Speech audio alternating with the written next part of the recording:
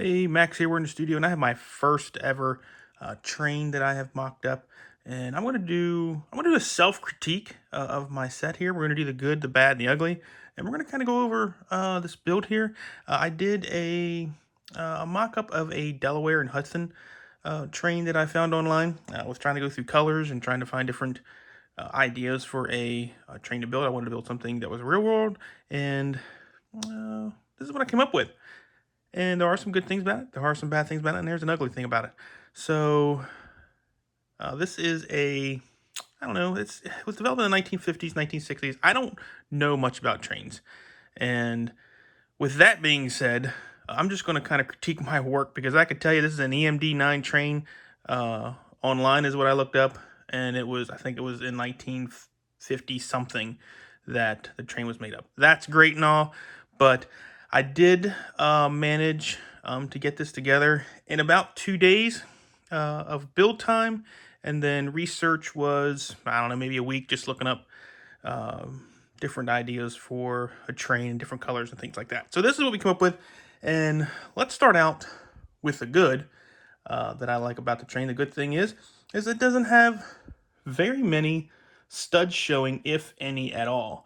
So I wanted to try to give this the cleanest look that I could get with it, and still make it look like the photo that I was referencing. And if you want to see the photo, I can't attach it to my video because it's owned by a museum.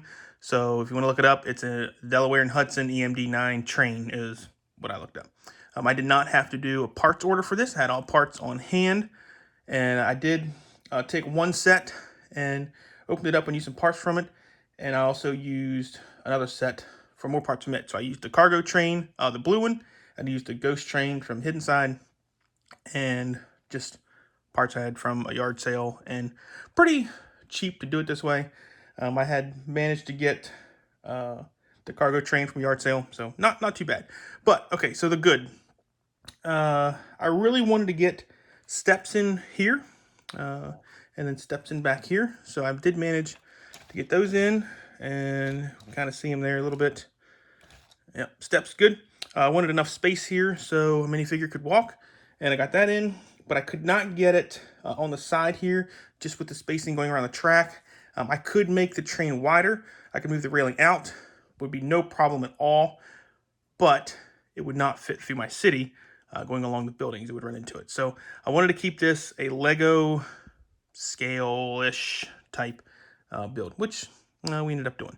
So that is one good thing.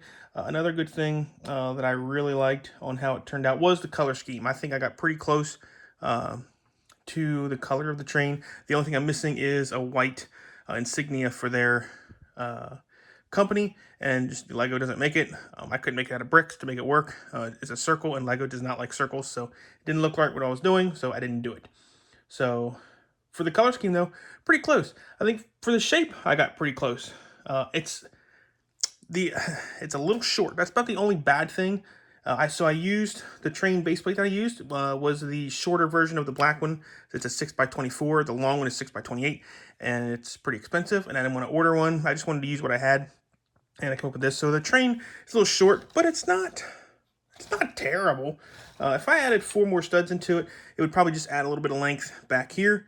And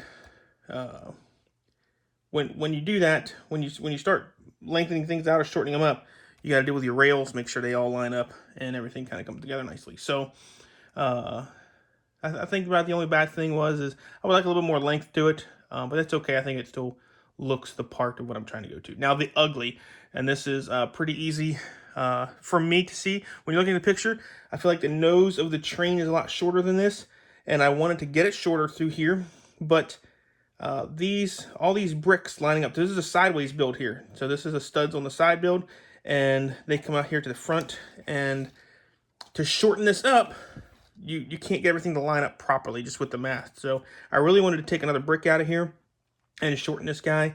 But if I do that, it changes the section of the railing to our door. And then I would have to change out all of the railing and do something totally different, which I didn't want to do. I wanted to leave that on there.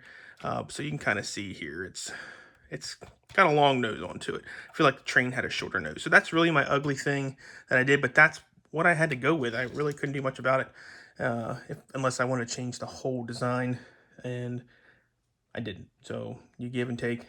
But that's the self critique of this. It's just a custom set. I'm happy with how it turned out. It's probably going to run the city. So my city is set in the 50s. I might be moving my city from the 50s to the 60s.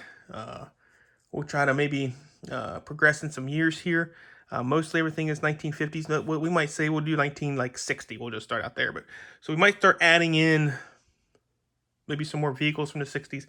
We'll see. But that's our train. That's our EMD9 from the Delaware and Hudson Company.